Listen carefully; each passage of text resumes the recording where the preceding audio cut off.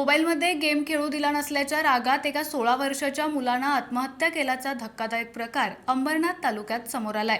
अंबरनाथ तालुक्यातील नेवाळी परिसरात हा मुलगा राहतो। तो 10वीत गेल्यानं त्याला अभ्यास करण्यासाठी त्याचे वडील सांगत होते, मात्र तो मोबाईलमध्ये गेम खेळण्यात खूप मग्न असायचा। बुधवारी त्याच्या वडिलांनी त्याला मोबाईलवर गेम खेळू नको, अभ्यास कर असं सांगत त्याच्या हातातून मोबाईल काढून घेतला। मात्र वडिलांचं बोलणं त्यानं इतकं मनाला लावून घेतलं की त्याने गळफास घेत आत्महत्या केली। त्यामुळे परिवाराला मोठा मानसिक धक्का बसलाय।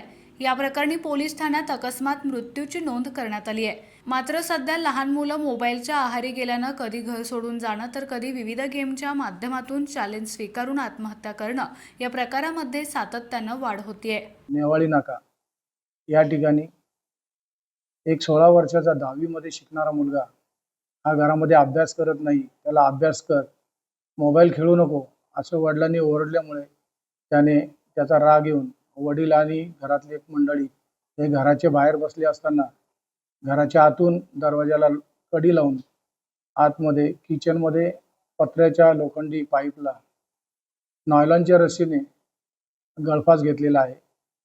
सदर 16 वर्षाचा मुलगा हा त्यात मयत झालेला आहे।